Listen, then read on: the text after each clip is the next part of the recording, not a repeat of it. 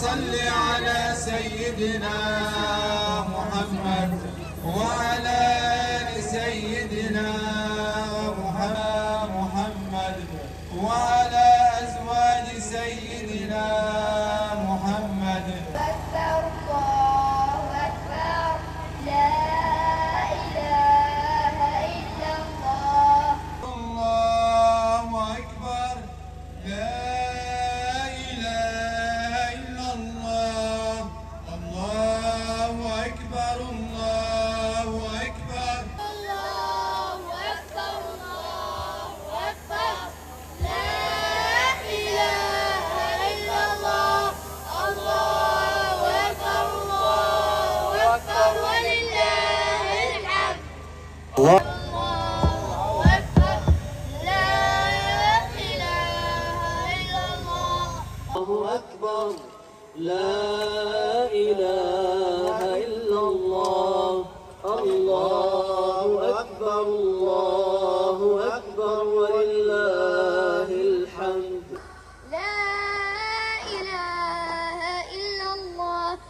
الله أكبر الله أكبر ولله الحمد. لا إله إلا الله. الله أكبر الله أكبر ولله الحمد.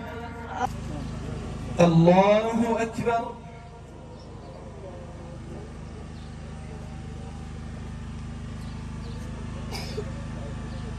الله أكبر. المغضوب عليهم ولا الضالين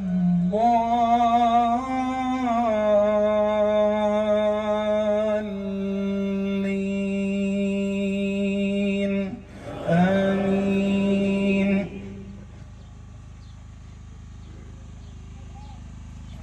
وحسن ثواب الآخرة والله يحب المحسنين. الله أكبر. سمع الله لمن حمده.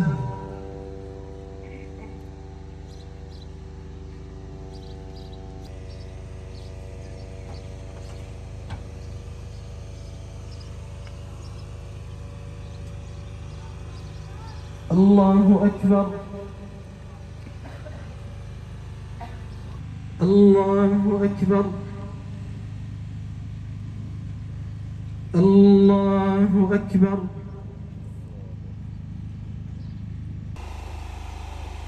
الله أكبر.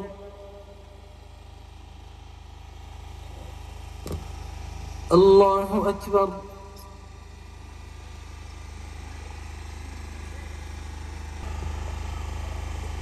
الله أكبر.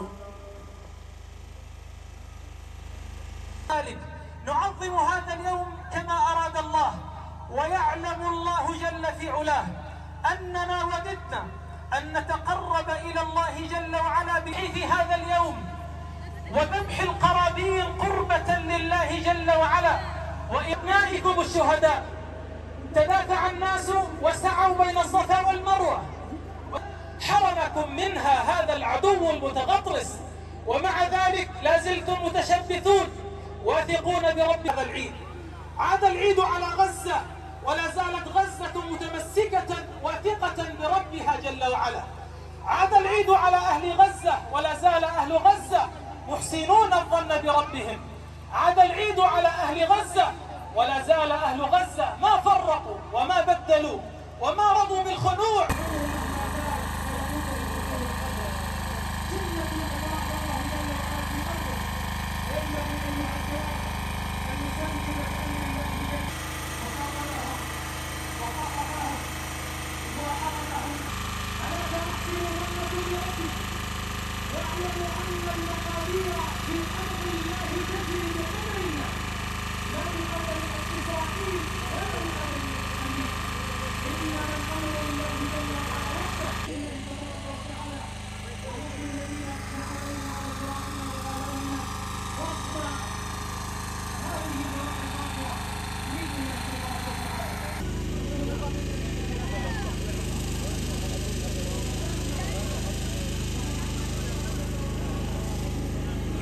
كبيرا والحمد لله كثيرا وسبحان الله وبحمده بكرة وأصيلا.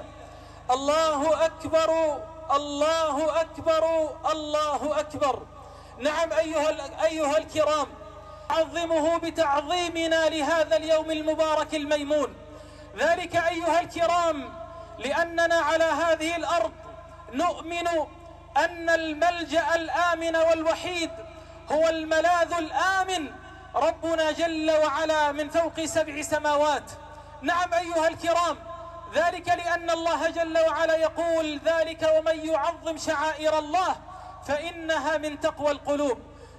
من هنا أيها الكرام جئنا لنمر سريعا على تعظيم هذا اليوم المبارك الميمون، عملا بقوله جل وعلا: ذلك ومن يعظم شعائر الله فإنها من تقوى القلوب. ولأن تعظيم هذا اليوم أيها الكرام الذي قال في حقه صلى الله عليه وسلم: أفضل أيام الدنيا يوم النحر، لأن تعظيمنا لهذا اليوم علامة خير أراده الله جل وعلا بنا، وعلامة ودلالة إيمان بيننا وبينها ظلم الظالمين وغطرسة المتغطرسين اليهود عليهم من الله ما يستحقون. منعوا بعد أن دمروا بلادنا وعاثوا فيها الفساد، أكثروا فيها الفساد، ونسأل الله جل وعلا أن يصب عليهم سوط عذاب إنه لهم وللظالمين بالمرصاد.